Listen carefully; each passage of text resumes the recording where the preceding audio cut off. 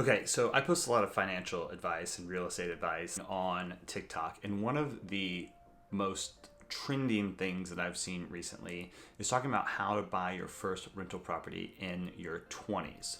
So I'm going to do a whole thing about that, and we're going to do it right now. So I'm going to make a couple assumptions that mostly is this going to be talking to someone who is just getting out of college or might have skipped college and just kind of getting into the career and job world, or people that are not quite there yet. So we're going to be talking to just the beginners right here. But you can use this lessons and they're applicable to a lot of different things. You can be in your 30s and just buying a rental property. You can be in your teens and want to just buy a rental property. But this is going to be buying a rental property for beginners. There's a lot of different ways and strategies to go about it. I'm going to go through the strategy that I wish I did. Just to give you a little clarification, I have 15 rental units now. I've flipped over 50 houses and I've sold over 150 houses for other parties and other people. And I got to learn a ton from there. Learned what to do, learned what not to do, made a ton of mistakes, still making mistakes every day, but have been able to parse out some of the directions that you should go in and some of the successful lessons that you should take and glean from this. So if you want to buy a rental property in your 20s, this is what you should do. First of all, this sounds really cheesy, but you need to realize your values and why you want this. Are you wanting passive income? And what does passive income look like to you if you do want passive income?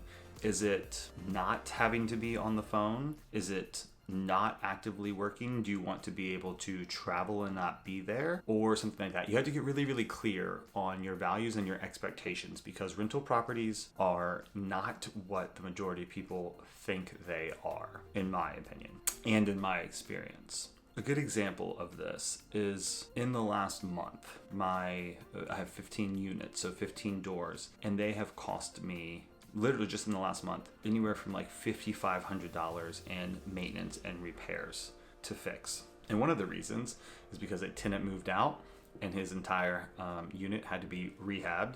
So we needed a new refrigerator, new floors, new paint. I had to schedule the handyman to come in. I had to get the locks changed because he took the locks with him. I had to give back a security deposit, which was $500. There, you have to have some sort of safety net, or I would highly recommend some sort of safety net before you get into rental property investing. I think it's best to have 3 to 6 months of a safety net of your current expenses. I made that mistake, overinvested, not a good place to be, because then you don't have money to keep this train going. And if something happens, some emergency happens with the tenants, you're definitely gonna want to have that safety net so you can quickly and efficiently pay for it and legally pay for it, because sometimes if you can't pay for something by law, you would be at default for not keeping up your side of the deal, which is not good.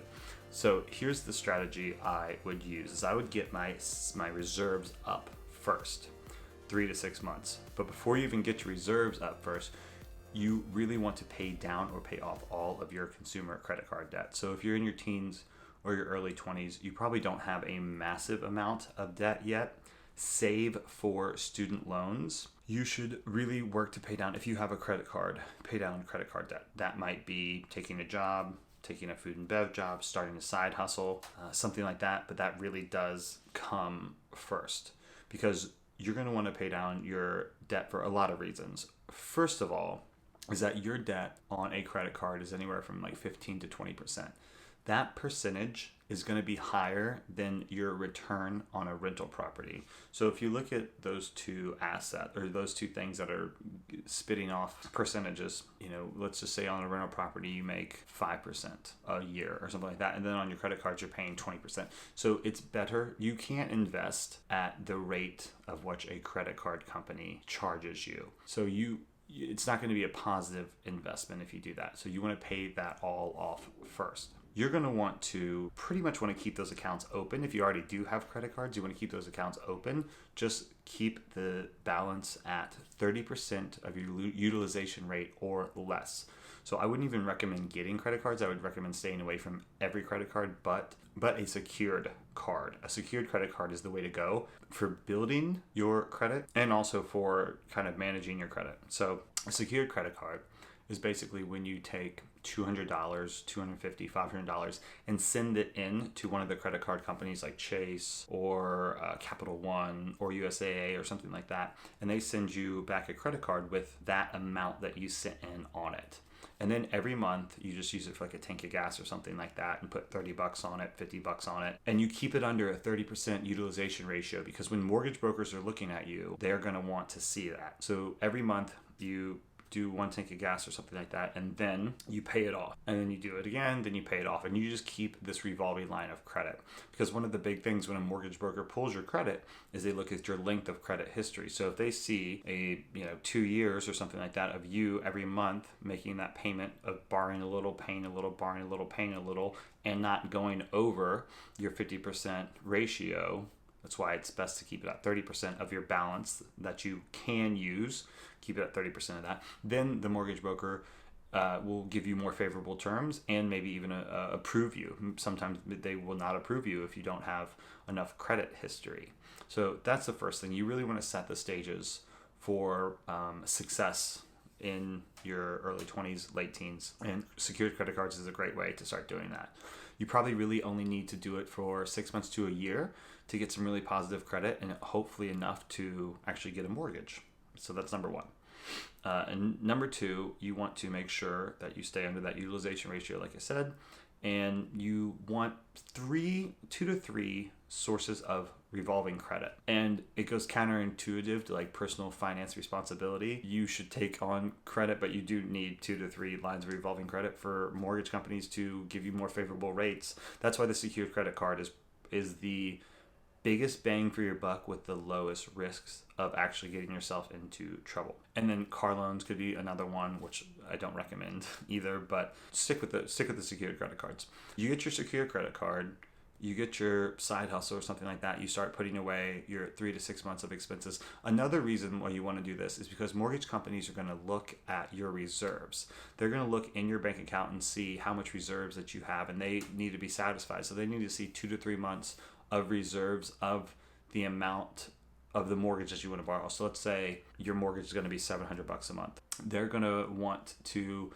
see at least 2 to 3 times that in your bank account as reserves, because they want to make sure that you can actually pay your mortgage when you buy it. This all really applies to 18 and over, because you can start getting these cards. I think with 16, you can like have a parent, a legal guardian, or co-signer sign it with you. So those are 2 great things to do. A side hustle, something like that, to get some money coming in would be another important step. If you are self-employed, if you're doing a side hustle and want to try to get like your first rental property or something like that, you're going to need 2 years of LLC or S Corp or corporation of 1099 income. So what that means is, like, since I have a business, the IRS and mortgage companies will not give you any credit for that business unless you have 2 years of tax returns on it. Let's just say I'm 25 and I start a business. I would need 2 full tax years before I'm able to use that income as eligibility to get a mortgage. Now, I've only gotten a mortgage based off my 1099 income. If you want to not wait those 2 years, the tip with that would be to get a W-2 job, which is basically just like a job. It would have to be enough that you have a DTI, a debt to income ratio, that is, every mortgage lender is different, but let's just say 35 to 40%, which that means is your debts, like your outgoing per month, is 35 to 40% of your incoming a month. So if you want to qualify for a house to make it a rental property, and the house is going to cost you $700 a month, you're going to need a W-2 job that shows that you make 7, 14, 28, at least $2,800 a month. So that's really, really important. Sometimes people can do that at a job like Starbucks or Target or something like that. But if you want to fast track this process, you're gonna need that W-2 income, which a lot of people don't know, or else you're gonna have to wait 2 years for a LLC or a 1099 income to be qualifiable. That's really, really important. This is all about if you're getting a mortgage. Now, you could buy something in all cash, and that is a whole different amount of strategies, or you could buy something with seller financing, which is a whole different strategy. If you want to do a seller financing type strategy, you should do this. You should do direct mail, work with wholesalers, or cold call or door knock yourself. So direct mail would be expensive, and you'll need some money to get started with that, and you'll need some time, because that is one of the slowest sales cycles in real estate, and you have to make sure you have the right lists of people that you're targeting so you don't waste your money, because it's very expensive versus other lead generation sources in real estate. And basically the business model with that would be you get a list of absentee owners that live out of state and has had tax liens or something like that. You get that list together, and then you get postcards and you write them all out, or you send them to a company to write it out for you. I would suggest writing it out. It's more personalized. It has a higher engagement rate. Then you send them all out, and then the calls come and you field those calls and you follow up with the people and blah, blah, blah. That was always a little too slow for me. So if I was looking for a deal or something like that, I would find the neighborhood that I'm interested in. I would gather their numbers, and there's software to do that. You can ask me or email me and I'll tell you what it is. And you gather the numbers of the neighborhood you're looking for. You load them up into a dialer, like a Mojo dialer or something like that. Put your headset on or sit there with your phone and hit go, and the Mojo dialer calls them, and you just talk to every single person you can and ask them if they want to sell their house. Now, seller financing is incredibly hard to find in my experience. Doesn't mean you can't find it.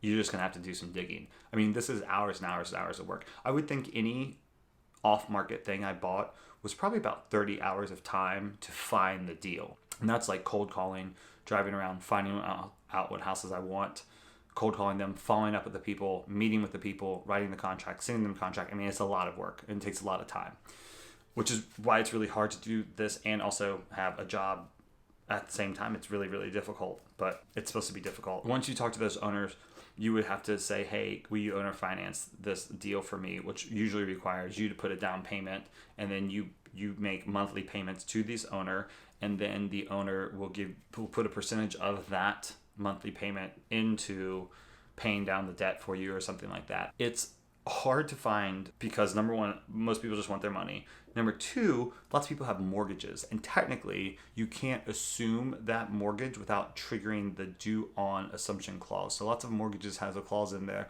that say, like, I'm Steven and I have a mortgage. If I give it to my friend Tony or something like that, if I ever switch that mortgage, or if I ever give her the asset that mortgage is attached to, like a house, then due on transfer would mean that I would owe the rest of that mortgage payment. And if it's a 30-year mortgage payment and I'm 5 years into it, that means I would owe 25 years of payments when I transfer that over to Tony, which makes it not sensical for people to do. What you're looking for there are people that have no mortgage or have a large amount of equity that they could do it. And then sometimes you kind of do it under the table without telling the bank. Wouldn't propose you to do that or start off that way, but that is the way I've seen people do it.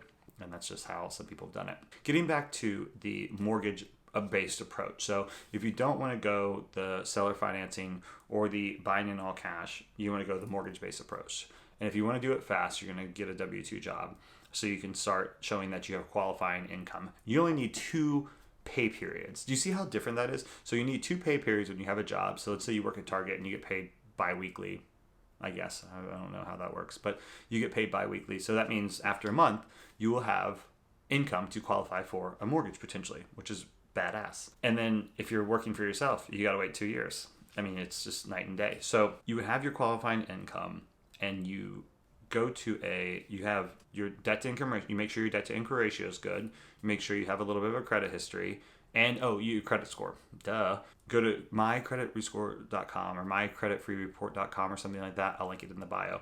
And pull your credit score. You'll get 3 scores. It'll be Equifax, TransUnion, and Experian. And so what mortgage brokers do, they take the highest, throw it out, take the lowest, throw it out, and they keep the middle. That is your qualifying score. Now, you only need to have a 580 for the strategy that we want to do, and that's the lowest that you're really going to have. But that is kind of an exception. You're going to be paying a lot of money that you don't need to pay. So if you can get it to a 620, you're golden. Higher is good. If you get it to a 700 or 720, that's amazing too. But anything above like a 750, it's not going to be exponentially money saving. So the real sweet spot where you really see a lot of difference in the amount of money that you will pay on a mortgage is from 620 to 720. So just get to 620 if you want to just get there. You can have a co-signer, like a parent or a friend or something like that, that will co-sign on this mortgage for you that will help you qualify. But the co-signer does not erase bad credit. It can help you on your DTI, but it does not erase bad credit. So you still have to have your credit tight in your own way. Like if you have a lot of student loans going out or something like that, a co-signer can help your DTI. Their income can help you qualify because they will give you a higher rate on your debt to income ratio, right? Makes sense? Okay, so you have your credit score, you have your qualifying income, and you have your credit history, and you have your reserves, 4 things. Then you're going to go to your mortgage broker. You're going to go to I would Google your city and Google mortgage brokers and see who has the best reviews. From there, I would call a couple and meet with them. And I would also call credit unions and small banks in your town. This is where the top real estate investors make a lot of money from their local credit unions, because the credit unions and small banks and regional banks have different loan qualifications because they all do it in-house. And mortgage broker will be shopping it around to big companies, and they will eventually sell your mortgage to like a Fannie Mae or Freddie Mac or something like that, or on like the secondary markets. It gets incredibly complicated. It gets very, very complicated. But they will outsource it. They'll kind of draw around and see who has good deals and stuff like that. But your small bank, your small city bank, will do their in-house lending, and they will have different lending requirements based off of whatever the hell they want, basically. But you usually, as a real estate investor, get way more money and way better terms with your local banks because it's more relational and they know the landscape more and they can mitigate their risk more. So it just works out. But so you'll go to a mortgage broker and you'll call your banks and you will sit down and you'll say, here's all my documents. Bring all your documents with you or have them uploaded in the cloud that are easy to go, just in a little folder, because everyone will ask you for your documents, and you send them out and you get some quotes and some rates. And mortgage brokers will give you different rates because they take a percentage of some of that rate, and that's how they make their money. There are also points that they charge up front, and so that makes their money. So let's just say like 2 or 3 points I charge up front to you for getting a mortgage from me, and that's how I pay myself too. There's a whole lot, but just talk to a lot of people when you go to get a mortgage. And if you want a rental property, you can buy it a couple different ways. My favorite strategy with that would be to ask them if you can qualify for an FHA loan. And an FHA loan is like a first-time home buying loan. It's not exclusively for first-time home buyers, but the majority of people that use it are first-time home buyers. And the FHA, which is like a government-backed loan program, gives you up to a certain amount of money based off where you live. So if you're in LA, FHA guidelines are up to I think $800,000. But if you're in Charleston, South Carolina, you can only borrow $375 based off FHA. So it's based off the average home price in the area. But usually it qualifies you for enough. So what you want to do, and what makes the FHA special, is the bad part of the FHA is that you will be paying property mortgage insurance, PMI, on that mortgage. So you'll be paying an extra couple $100 a month for your PMI, which is property mortgage insurance, which is just saying that you're a new home buyer. They are making you pay a little more money to compensate them for the risk that they're taking on you. But what's a good thing about the FHA loan is that you only have to put down 3.5%.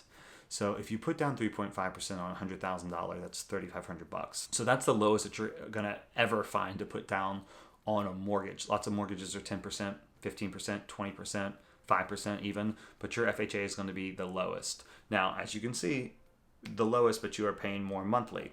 But after a year or so, you can refinance out of that and drop your PMI and pay a reduced rate per month. Another great thing about an FHA loan is that you can buy a multifamily house for it. So I recommend everyone starting, buy a multifamily house. So if you're looking around at something to buy, I would buy a duplex or quadplex, a 4, or a triplex, a 3. The FHA loan will allow you to buy up to 4 units, which is really, really amazing because you can live in one and you can what they call house hacking and rent out the other ones, which is fantastic. Now, if you just want to buy single family homes, you're going to have to live in there for 12 months. So when you are sitting there signing your mortgage documents and mortgage paperwork at your house closing, you will sign a piece of paper that says, I intend to occupy this house for 12 months. Now, I've heard, double check with your mortgage broker, that if your job changes or some sort of life change happens, the second after you sign that paper, then that's okay, but double check. That's just what I've heard. If you're doing that, you're going to live in there for 12 months. And that's why I recommend the multifamily, because you can be living in there for 12 months and fulfilling your obligation that you signed on to, but you can also be making rental property income. Do you see how that works? As opposed to buying a house that you just live in for a year and you're paying your PMI on it and you're not making your rental income. Regardless, after a year, you'll be able to rent out either one of those multifamilies or single families, whatever you buy, as a rental property. So that is a really, really good way to go. If you can afford a little bit more of a down payment, you can maybe go conventional. If you have really good credit, you maybe go conventional and just put 10% down, something like that.